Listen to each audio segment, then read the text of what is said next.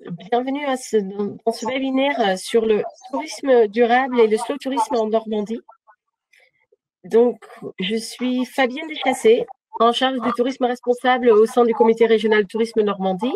Et je suis accompagnée aujourd'hui par Sophie Vigo de Beautiful Normandie et par Aline Layet de Evatour. Donc, je demande juste mes intervenants de couper leur micro pour l'instant pour éviter l'écho. Et si vous avez des questions, n'hésitez pas à les poser dans le chat. On va démarrer. Je vais vous partager mon écran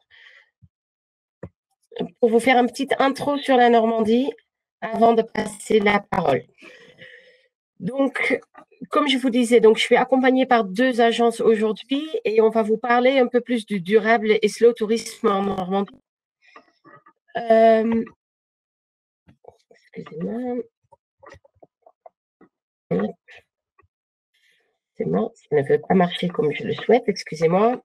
On va essayer autre chose. J'espère que vous voyez bien mon écran.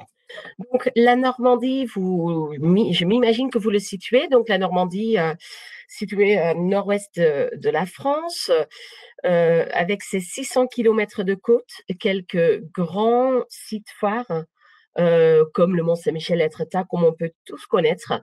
Mais c'est pas là-dessus qu'on souhaite attirer votre attention aujourd'hui. Aujourd'hui, on aimerait bien vous parler d'un tourisme plus responsable. Donc, un tourisme où on ne visite pas tous le Mont-Saint-Michel un 15 août à 11 heures du matin. Un tourisme où on s'étale aussi sur ce qu'on appelle les ailes de saison. Un tourisme où on visite les sites un peu moins connus, mais sans doute d'autant plus intéressant, avec une qualité de visite pour les touristes, un slow tourisme où on profite plus du local, où on voyage sans faire des tas de kilomètres, de voir beaucoup de choses de la Normandie. Donc, dans tout cet ensemble, entre bien sûr aussi en ligne de compte la partie gastronomie normande, la partie fabrication.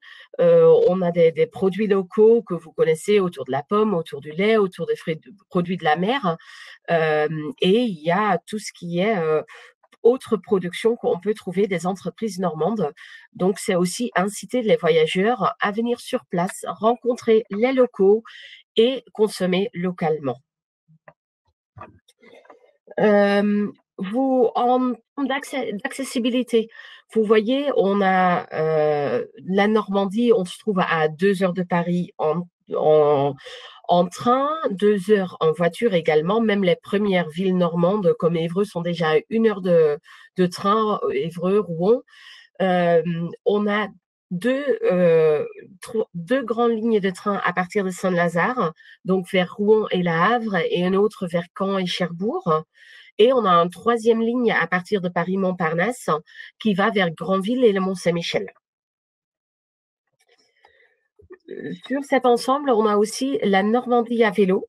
Donc, la Normandie à vélo, on a 6 grands itinéraires normands ou national, international de vélo. Vous connaissez peut-être la Vélo Française, la Vélo Maritime, la Vélocénie, la Seine à vélo, les plages débarquement à vélo. Donc, tous la véloroute du Lin, tous des voies vélo qui font partie des grands itinéraires touristiques à vélo, important pour notre territoire et surtout important aussi pour tout ce qui est le tourisme durable. Parce que le tourisme durable, c'est aussi inciter les gens à peut-être utiliser un petit peu moins leur voiture et se déplacer plus slow, plus à pied, à vélo, voire à cheval, ou se déplacer en transport public, bien sûr. Donc, moi, je vais passer la parole à à nos agences qui sont avec nous. On va commencer par Aline Layet de Evatour. Elle va nous faire une petite description de ce qu'eux ils peuvent proposer sur ces thématiques-là. Aline, je te laisse. Oui, bonjour à tous. Merci d'être présents. Je vais donc partager mon écran. J'ai choisi d'axer en fait la présentation. Donc, je vais vous présenter les produits des carnets d'Evatour et également de notre marque VEV Voyage Éducatif sur la thématique du développement durable. Mais avant, faire un petit rappel en fait sur qu'est-ce que le développement durable, quels sont les différents types de clientèle et comment orienter son offre. Je ne sais pas quelles sont les connaissances, ça dépend des personnes hein, sur cette thématique, les connaissances, mais c'est vrai que même moi qui m'y intéresse beaucoup, j'en apprends encore tous les jours. Je me suis appuyée pour ce faire sur des ouvrages en fait voilà émis par aussi bien Atout France qu'ATR que la chaire du tourisme, voilà qui sont récents et qui ont mené des études en fait poussées sur le développement durable. Donc voici le sommaire que je vais vous présenter. Alors, qu'est-ce que le développement durable? Donc, je vais passer assez vite dessus, sachant que derrière, pour ceux qui sont intéressés, j'aurai la possibilité de vous envoyer le PowerPoint sans problème. Donc, ce qu'il faut retenir, les grandes dates rapidement du développement durable, hein, ça a commencé en 1972 où on s'est posé la question de la durabilité. Ensuite, en 87, et puis ensuite en 1992 avec le sommet de la Terre de Rio, en 2002 avec le sommet mondial sur le développement durable de Johannesburg, et puis en 2005 le protocole de Kyoto, et enfin en 2007 le Grenelle de l'environnement. Ensuite, ça a continué d'évoluer, mais c'est vrai que c'est un terme qui remonte quand même finalement à assez loin. Donc la définition du développement durable, en fait, c'est une définition, somme toute, assez logique sur des choses liées en fait à l'économie, au social, au respect de la planète. Donc c'est un développement économiquement viable, socialement équitable et écologiquement soutenable, permettant aux générations futures de vivre décemment sur cette planète. Et donc, on participe tous activement, en fait, aussi bien à l'heure actuelle, mais également on œuvre pour les générations futures qui se doivent d'être impliquées. Donc, je vais activer donc sur l'autre diapositive quelles sont les différentes formes de tourisme qui en découlent. Donc on en entend beaucoup parler, hein. C'est vrai que le développement durable, finalement, il revêt beaucoup de formes de tourisme. Donc il y a tourisme durable, le tourisme responsable, qui est finalement le terme que les professionnels et les touristes s'approprient, qui ressemble fortement au tourisme durable. Ensuite, il y a le tourisme solidaire, le tourisme équitable, le tourisme communautaire, l'écotourisme et le slow tourisme, qui ont toutes des formes de tourisme différentes. Voilà que je développe hein, donc dans le PowerPoint que vous pourrez consulter. Alors, je vais plus m'attarder sur cette page. Quels voyageurs et quelles offres? Finalement, les différents types de voyageurs. Il y a trois grandes catégories hein, que décrit bien l'ouvrage d'Atout France.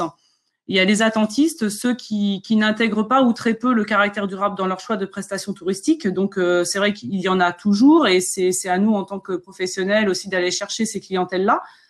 Il y a les sensibilisés passifs, ceux qui considèrent le critère durable comme un plus, mais n'en font pas un choix prioritaire de consommation, même si c'est quand même en train d'évoluer. Et puis, il y a les sensibilisés actifs qui considèrent le caractère durable comme un élément prioritaire de consommation et qui ont souvent une bonne connaissance du tourisme durable. Et il y a aussi d'autres critères à prendre en compte, hein, les habitudes de vie. Voilà, au quotidien, on a des habitudes en fait liées au développement durable, liées aux façons liées à l'écologie en fait. Il y a les CSP, l'âge aussi qui compte beaucoup, et notamment c'est vrai que les générations qui sont les plus impliquées en fait sur le développement durable, ce sont les générations Y et Z. Les milléniaux aussi, comme on les appelle. Et puis il y a l'intensité de pratique et l'urbanité. Au niveau du positionnement, il y a deux grands principes de positionnement par rapport au développement durable. Il y a le fait de créer un produit marqué développement durable avec un fort engagement de l'entreprise, ou alors intégrer des critères de durabilité dans son produit en créant une gamme durable. Nous, c'est le choix qu'on a fait. C'est le choix qu'on a fait aussi bien pour les carnets des Vatours que pour les voyages scolaires, donc où je serai amenée à développer ça à la fin. Et puis on se rend compte également qu'il y a des envies de plus en plus marquées, hein, donc sur les modes de consommation et bien évidemment sur les voyageurs. On se rend compte, et d'autant plus avec le réchauffement climatique ainsi qu'avec le Covid, que les critères en fait qui sont demandés pour le voyage, c'est le bien-être. Voilà, parce qu'il y a beaucoup de stress, on a envie de bien-être, on a envie de se poser. La préservation de la planète, la quête de sens, qui revient beaucoup, voilà, qui est aussi développée dans les ouvrages hein, que je vous ai mis à la fin. Mais c'est vrai que la quête de sens, on s'en rend compte. En fait, on n'a plus envie de voyager comme avant. La stimulation de nos 5 sens, la recherche de sensations, en fait, hein, qui est vraiment très, très marquée. Et puis, le partage et la bienveillance avec les peuples. Alors, les peuples, c'est aussi bien quand on part à l'étranger que à côté de chez nous, en fait. Hein. C'est l'interaction. Ah, excusez-moi. Il y a eu un petit bug, excusez-moi.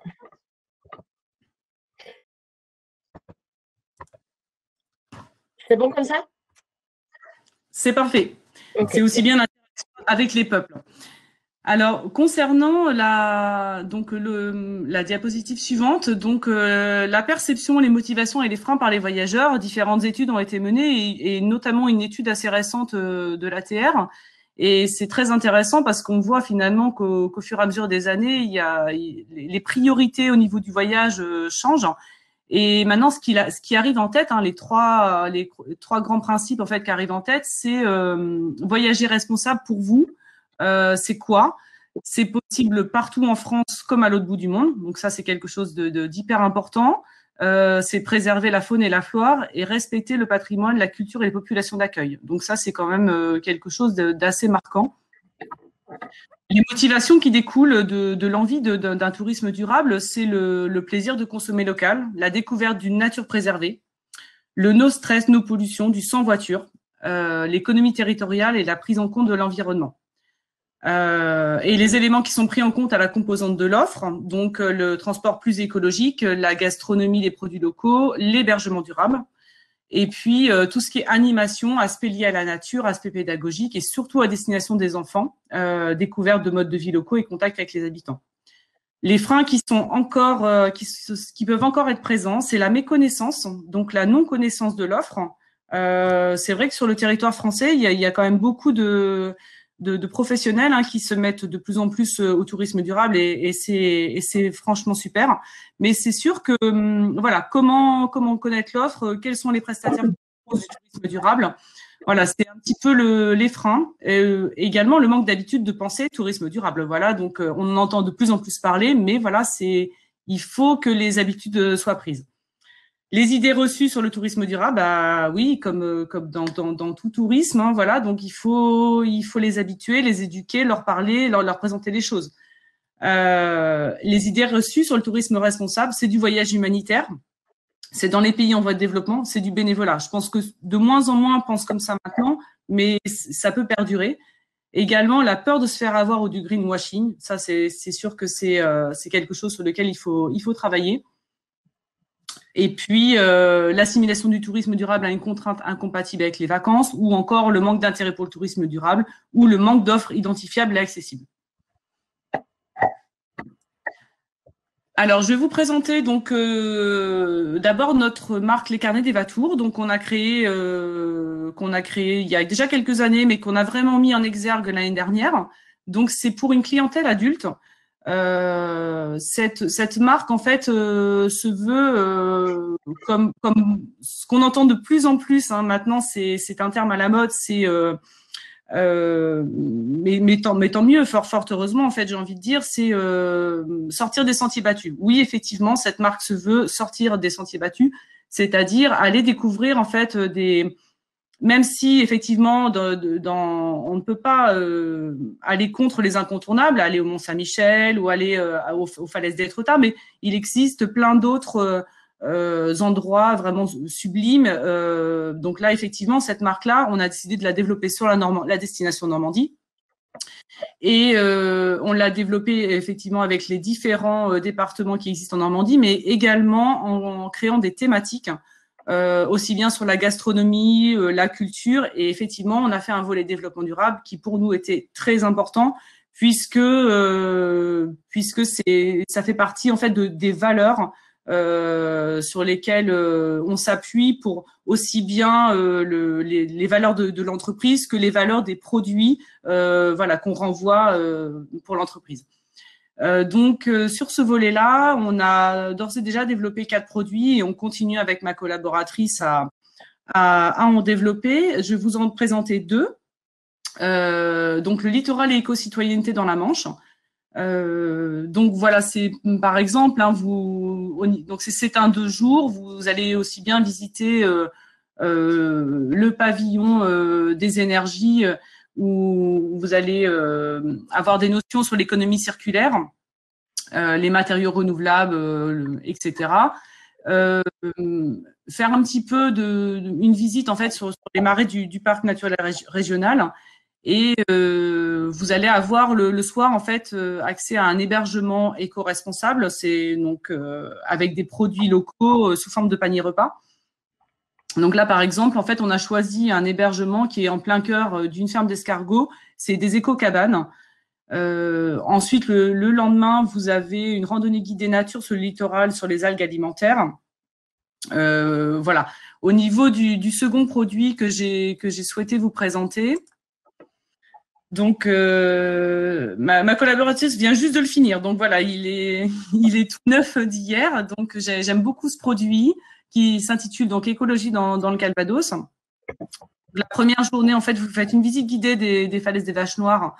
Et l'après-midi, donc une visite d'une ferme productrice d'électricité qui cultive des céréales et du lin. Donc, présentation de l'exploitation agricole. Et donc le soir, nuit en hôtel particulier ou en chambre d'hôte, toujours avec une attention particulière sur l'hébergement, qui soit, alors quand il existe, éco-responsable en priorité, ou des petits hébergements, voilà, avec empreint de beaucoup de calme, de sérénité, voilà, une ambiance particulière d'apaisement. Et le lendemain, dans ce programme, en fait, vous faites un atelier donc do it yourself, atelier de fabrication de produits d'hygiène et d'entretien ménager avec des ingrédients 100% naturels et issus de l'agriculture biologique. Et l'après-midi, vous découvrez un jardin forêt agroforestier où pendant cette visite, en fait, vous aurez une présentation de l'agriculture écosystémique. Voilà. Donc c'est le genre de programme, c'est le genre de thème en fait qu'on a développé tout au long de nos programmes sur les carnets des Vatours. Donc chaque fois en respectant la thématique, mais par contre à chaque fois en essayant le plus possible d'intégrer des prestations éco-responsables, même dans les autres thématiques. Donc ça pour nous c'était réellement important. Et d'autre part sur cette marque-là, on a souhaité intégrer les guides conférenciers normands pour avoir donc une visite vraiment privative, voilà, avoir la possibilité d'avoir un guide conférencier pour soi-même avec sa famille, c'est quand même quelque chose d'exceptionnel. Donc ça c'est pour la marque donc les carnets des Vatours. Donc tous les programmes sont disponibles sur notre site internet www.lescarnetsdesvatours.fr. Et puis on a sorti notre brochure voilà très récemment. Et s'il y a des personnes qui sont intéressées, on se tient à leur disposition. Et également, donc sur notre marque voyage scolaire. Donc là, ça fait déjà 3 ans en fait qu'on a sorti des produits. On est en avance en fait sur cette marque-là. 3 ans qu'on a sorti des produits sur la thématique développement durable. Donc la première année, c'était en 2019 pour l'année 2019-2020. Et on a quand même sorti notre brochure cette année, même si il y avait la crise du Covid, donc dans laquelle d'ailleurs on a sorti 8 nouveaux programmes. Donc on est venu étoffer notre offre avec une dimension très importante en fait Là, par exemple, vous voyez sur l'image, bon, c'est en tout petit, mais vous voyez, c'est un programme classe éco-citoyenne en Normandie, donc avec des visites et des ateliers, des guidages, une sensibilisation pour les enfants très importante sur ce qu'est le développement durable, sur leur façon de réfléchir à ça, pour qu'ils aient quand même une empreinte en fait éco-citoyenne extrêmement importante et qui puissent au travers de ces voyages en fait avoir une réflexion qui va leur être propre, avoir des sensations et aussi bien en écoutant que en touchant. Bah, c'est simple en fait, on développait leurs 5 sens au travers de ces voyages et puis ensuite pour les professeurs pouvoir les développer en cours, mais surtout c'est pour les amener à réfléchir par eux-mêmes et qu'ils puissent grandir et construire en fait leur avenir et une société différente dans le tourisme durable. Parce que c'est très important que la génération future s'implique dès maintenant en fait sur cette thématique. Voilà, donc je vous ai mis à la fin donc les différents rapports sur lesquels moi que j'aime beaucoup, hein, qui sont un peu mes livres de chevet. Également un site, je pense que vous le connaissez peut-être, c'est le site Voyageons autrement, hein, que j'aime beaucoup. C'est un comment ce sont des journalistes en fait qui voilà qui font de belles choses, qui mettent en valeur de beaux prestataires et voilà. Il y a également donc j'ai mis la charte éthique du voyageur, hein, qui a été fait par ATR et c'est vrai que c'est important que nous en tant que professionnels on puisse non seulement faire des beaux produits avec tous les prestataires qui existent, mais également quelque part éduquer les voyageurs en fait à changer leur mode de fonctionnement, à aller vers ce tourisme durable et à respecter en fait les environnements dans lesquels ils vont. Voilà. Écoutez, j'ai terminé. Je vous remercie beaucoup pour votre attention et je me tiens à votre disposition donc pour toutes les questions que vous auriez. Merci. Merci Aline. Donc n'hésitez pas à poser vos questions dans le chat. Je vois pas de questions, donc on va passer à Sophie. Sophie, je te laisse partager ton écran. Oui, tout à fait. Alors bonjour, merci d'assister à cette présentation. Alors tout d'abord, moi j'aimerais vous présenter Beautiful Normandie. Beautiful Normandie, c'est un projet qui est resté longtemps dans les cartons, à vrai dire quasiment depuis la création de mon agence Esprit Voyage en 2008. Et pourtant, l'idée était toujours là, omniprésente. Et on montait déjà des programmes sur la Normandie pour une clientèle individuelle, aussi pour des groupes, quand on nous le demandait, mais guère plus. Et puis, il y a un peu plus de 2 ans maintenant, grâce à mon équipe, on a ressorti le projet et on a décidé de l'officialiser. Enfin, Beautiful Normandie prenait forme. Et pourquoi avoir tant attendu? Parce que il faut du temps, c'est comme le bon vin. Et là, en l'occurrence, il me fallait une équipe structurée. Et puis, c'est bien connu, seul on va vite, ensemble on va loin. Ça, c'est un peu notre maxime au CEDIV. Alors, nous avons retravaillé la base existante, rencontré de nouveaux prestataires locaux, noué des partenariats et ainsi étoffé notre catalogue, jusqu'à la création du site internet qui a été lancé début 2020. Alors bon, début 2020, bien et pas bien comme date de lancement, car comme bon nombre d'entre nous, quelques semaines plus tard, nous étions abasourdis par ce qui nous tombait sur la tête. Mais au moins, l'été 2020 nous a permis de tester en mode réel notre production, d'avoir des retours satisfaisants et puis sur certains programmes, de devoir ajuster un petit peu le tir. Et aujourd'hui, ça nous permet également d'être en mesure de vous proposer des itinéraires sur mesure que nous pouvons modifier selon vos envies. Et plus spécifiquement, des courts séjours sur la Normandie pour une clientèle d'adultes individuels, familles, groupes d'amis. Et donc là, cet après-midi, on va partir ensemble pour une balade de slow tourisme. Je vais donc essayer de partager mon écran. Hop, yes. Voilà. Est-ce que vous avez l'écran? C'est bon? Sophie, je le mets juste parfait. Voilà, parfait. Merci. Parfait. Alors, on y va, on va se balader. Qu'est-ce que le slow tourisme? Donc, le slow tourisme, ce concept de voyage apparu au début des années 2020, consiste à prendre le temps de découvrir une destination, d'apprécier ses paysages à son rythme. Et ça tombe bien, chez nous, on a tout ce qu'il faut pour déconnecter. Le slow tourisme, c'est également une volonté de réduire son empreinte carbone en privilégiant des moyens de transport doux et de s'éloigner des sentiers battus et des lieux trop fréquentés. Voilà, c'est pourquoi là je vous propose d'arriver à Yvetot. Alors oui, Yvetot, pourquoi Yvetot? Je vous parle d'Yvetot parce que c'est chez moi, c'est chez nous, c'est une petite commune de 12 000 habitants au cœur de la Seine-Maritime, un de nos 5 départements normands qui fait partie du parc naturel régional des Boucles de la Seine normande. Yvetot, capitale du Pays de Caux. Bien sûr, vous pouvez arriver à d'autres endroits en Normandie. Bon, vous arrivez en train, vous louez une voiture ou nous vous organisons le transfert, à moins que vous choisissiez de vous déplacer à vélo, puisque le programme que je vous propose est tout à fait jouable sans voiture. Donc, commencez par admirer notre église ronde, reconstruite après la Seconde Guerre mondiale, avec le plus grand vitrail d'Europe, signé Max Ingrand. Et puis, pour être complètement dans le bain, faites un petit tour au manoir du Fay. C'est une bâtisse typiquement cauchoise, construite, ça date du XVIIe siècle. Allez, on part direction la campagne, Mondelive, c'est pas loin, c'est juste 6 km. Et on peut y aller par des pistes cyclables, des petites routes ou des chemins VTT pour ceux qui le souhaitent. Là, vous êtes en pleine campagne cauchoise, du vert, tout un camailleux de vert autour de vous. Voilà. Et on arrive à une petite auberge qui s'appelle l'auberge du Val-aux-Seines. Bienvenue à l'auberge du Val-aux-Seines, c'est dans un val verdoyant, un site naturel classé depuis 1997. Et l'auberge du Val-aux-Seines offre l'image encore intacte du paysage traditionnel normand. Cette auberge vieille de 3 siècles est une maison à la campagne où il fait bon vivre.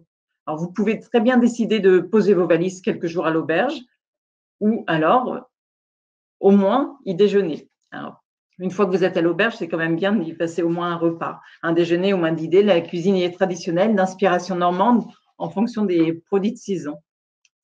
Et si vous continuez, après 10 minutes à pied, vous arrivez chez Céline, l'écurie du Val-aux-Seines. Alors ça, c'est magnifique comme endroit. Céline, c'est une accompagnatrice de tourisme équestre. Elle vous fera découvrir son domaine, son écurie et ses chevaux, bien sûr. Et d'ici quelques mois, si tout va bien, elle prévoit de vous proposer un hébergement en tente lodge dans la forêt. Là, après, vous pouvez choisir votre monture. Enfin, là c'est plutôt pour les enfants ou un petit gabarit. Ou alors sinon, pour les adultes, selon votre niveau, elle propose des chevaux islandais, ce sont des chevaux plutôt de petite taille et donc dociles au pied sûr, ça peut être bien quand on n'a pas trop l'habitude parce que les balades sont proposées pour tous les niveaux, ou des Irish Cob ou d'autres races de chevaux. Et après, vous préparez votre monture, votre cheval, c'est un bon moyen de faire connaissance. Et soit vous profitez de balades en étoile autour de l'écurie pour découvrir la campagne normande, des balades accessibles à tous, et vous pourrez faire des haltes à votre guise. Soit vous partez pour une randonnée accompagnée jusqu'à Jumièges, plutôt la réservée à des cavaliers expérimentés. Et donc là, nous, on a décidé, on part en randonnée équestre à Jumièges. Alors, on reste à cheval 4-5 heures, un bon moment à contempler la nature.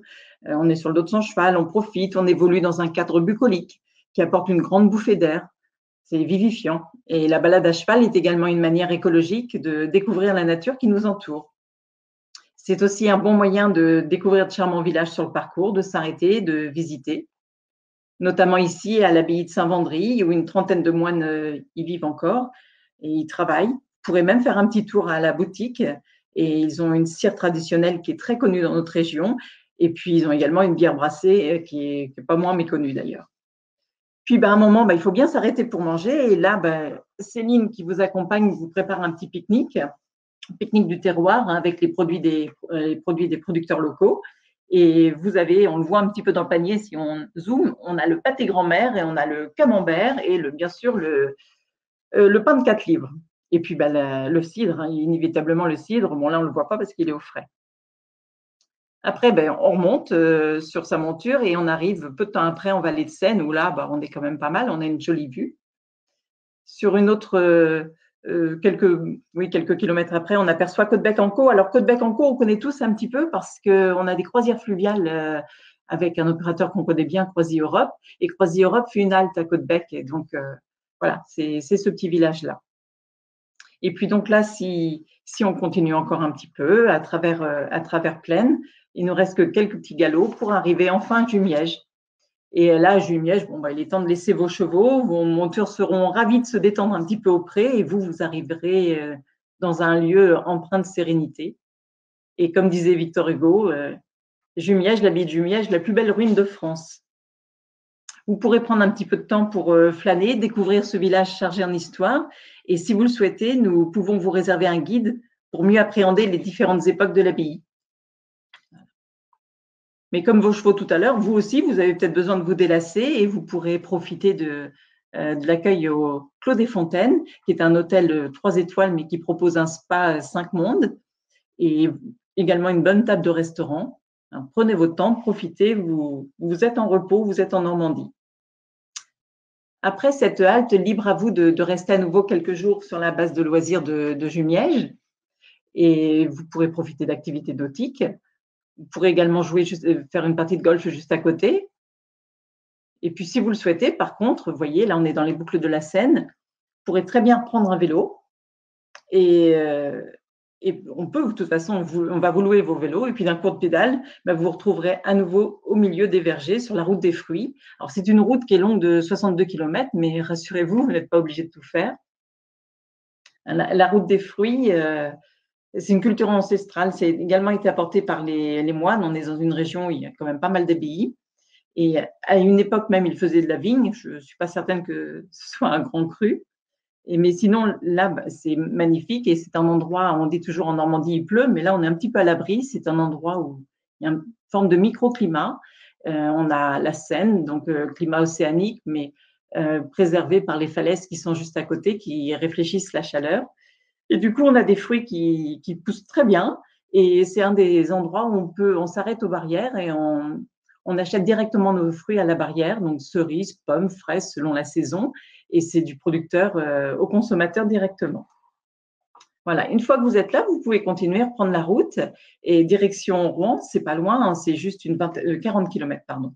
Et durant ce trajet-là, vous allez découvrir l'abbaye de Saint-Martin de Bocherville, le superbe village de la Bouille. Et puis, une fois arrivé à Rouen, vous aurez un large choix de visites, le centre médiéval qui est fort connu, avec ses petites rues étroites, tortueuses, et la magnifique cathédrale que tout le monde connaît un petit peu aussi. On a le musée d'art moderne, le musée des beaux-arts, pardon, et puis les quais récemment rénovés qui offrent un bel espace de loisirs et de détente. Voilà. Là, c'était donc une première découverte côté terre. Là, on peut se diriger maintenant à la Normandie, côté mer, avec tout de suite, on le voit, les magnifiques couleurs. Et là, on a une carte qui nous permet de nous rendre compte qu'on a pas mal de pistes cyclables. Tout est bien aménagé, des routes, des véloroutes. On a notamment la route qui fait la côte qui va de Dunkerque à Roscoff. On a l'avenue verte qui va de Paris à Londres. Et puis, on a également la Seine, la route de la Seine qui va de Paris à Honfleur ou de Paris au Havre.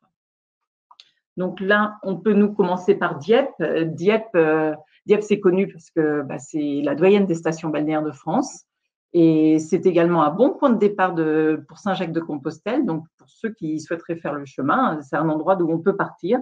Et puis, c'est également face à la Manche, une cité qui qui vit de son port toujours encore aujourd'hui et qui est classée ville d'art et d'histoire depuis 1985. Et puis, c'est aussi une ville qui accueille tous les 2 ans le plus grand festival de cerf-volant. Et là, cette année, précipitez-vous, parce qu'il a lieu cette année au mois de septembre.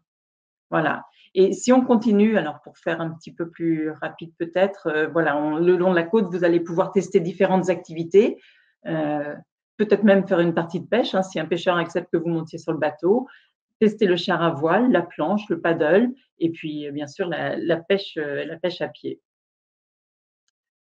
Là, on est arrivé à Sotteville-sur-Mer. Sotteville-sur-Mer, c'est un petit village qui est traversé par le GR21. On a entendu parler il n'y a pas très longtemps puisque c'est le chemin de randonnée préféré. Et ce village-là se situe en haut d'une falaise. Alors ça, c'est un peu particulier. Et du coup, pour descendre à la mer, on emprunte un escalier. Alors, descendre, ça va bien. C'est remonter. On a 231 marches. Donc ça, on y pense quand on y remonte. Et par contre, vous pourrez à marée basse prendre plaisir à participer à la cueillette des fruits de mer et donc les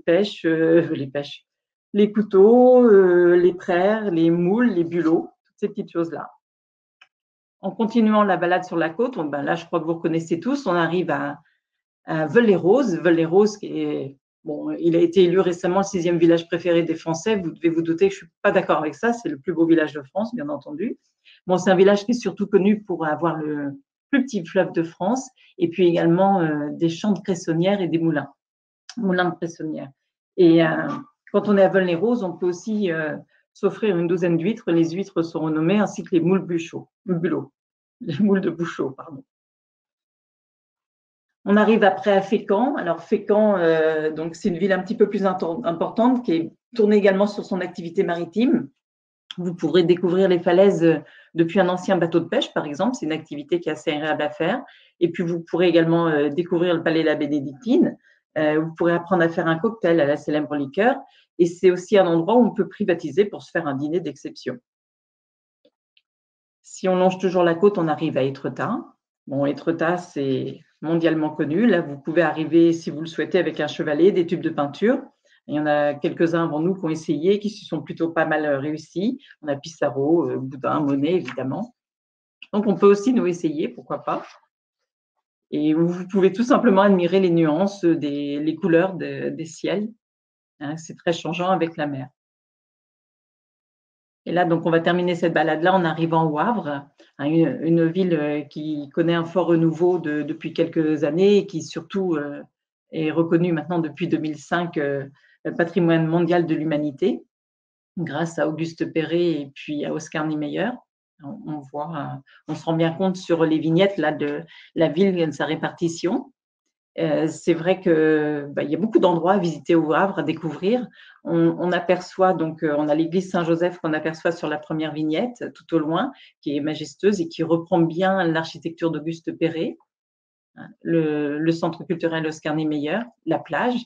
On a quand même une ville avec 2 km de plage et quand même beaucoup d'activités proposées sur cette plage. Et une ville tournée sur son port, on le voit avec la sculpture des conteneurs. Et cabanes de plage. Et la plage du bout du monde à Sainte-Adresse, tournée vers le monde. Alors ça, c'est une sculpture qui fait 6,04 m de hauteur, juste comme l'architecture d'Auguste Perret, c'est un petit rappel. Et c'est la plage du bout du monde, tournée vers l'avenir. Voilà, donc à travers ces 2 découvertes, vous l'aurez compris, l'idée avec Beautiful Normandie, c'est de choisir ensemble les escapades qui vous conviendront le mieux, que vous prévoyez de rester le temps d'un week-end ou bien plus longtemps, que vous veniez maintenant quand nos pommiers sont en fleurs ou d'ici 2-3 mois quand nos champs seront recouverts du bleu de la fleur du lin ou un autre moment de l'année, nous mettrons en place des itinéraires qui vous feront découvrir les charmes de notre région et goûter nos spécialités régionales, le cidre, le calvados, nos fromages, les produits laitiers. La crème n'est pas une légende, nous en mettons dans presque tous les plats. Vous pouvez vous rendre sur notre site internet beautifulnormandie.fr. Vous retrouvez toutes les étapes mentionnées sous nos différentes thématiques, les échappées de Sophie, les gourmandises de Ninon et les inattendus de Zoé. Et comme on dit chez nous, à bientôt et bougez bien. Merci de votre écoute. Merci d'avoir participé. Si vous avez des questions, bien sûr, je suis à votre disposition. Et si vous le souhaitez, je peux vous envoyer des programmes détaillés. Voilà. Merci beaucoup, Sophie. Donc, merci à nos 2 intervenants, Sophie et Aline. Je vous laisse quelques minutes pour marquer des questions dans votre chat si vous le souhaitez. On est en tout cas ravis de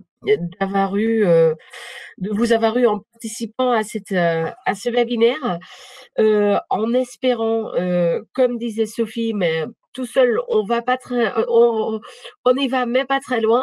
Ensemble, on va bien plus loin. Un peu moins rapide, mais on y va. Et nous, on aimerait bien aller avec vous tous les agences, tout acteur touristique normand ou français ou ailleurs, pour ensemble contribuer à ce tourisme un peu plus responsable, de faire prendre conscience à vos clientèles, de proposer des offres qui vont dans ce sens-là, sans renier au confort, sans renier aux qualités, mais c'est souvent, personnellement, je suis convaincue que c'est en leur faisant découvrir les bénéfices qu'ils peuvent avoir, vos clients, à voyager différemment, que vous allez pouvoir le vendre et qu'on peut tous avoir une qualité de visite plus importante sans forcément parler d'écologie, sans forcément parler de bio, mais tout en ayant une point de vue et une base. Par exemple, tout simplement, les faire voyager en train fait qu'ils arrivent peut-être en centre-ville, qu'ils n'ont pas à s'égarer, qu'ils voyagent plus rapidement, peut-être même moins cher. Ça peut avoir plein de bénéfices, ce tourisme responsable, et c'est ça où il faut faire prendre conscience auprès des clients, quelque part, sur qu'est-ce que eux ils ont à y gagner en voyageant un peu différemment que ce qu'on a l'habitude à faire depuis des X années. Donc, on espère pouvoir compter sur vous tous. Je remercie donc nos intervenants, Aline Layet des Vatour et Sophie Bigot de Beautiful Normandie.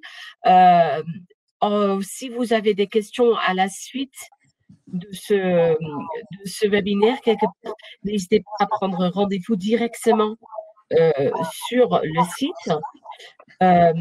Et voilà, mon collègue Grégory nous rappelle que si cela vous intéresse, les universités de tourisme durable de 2021 auront lieu en Normandie, au Havre, les 28 et 29 septembre. Donc, n'hésitez pas à vous y inscrire. On sera ravis de vous accueillir sur cette thématique.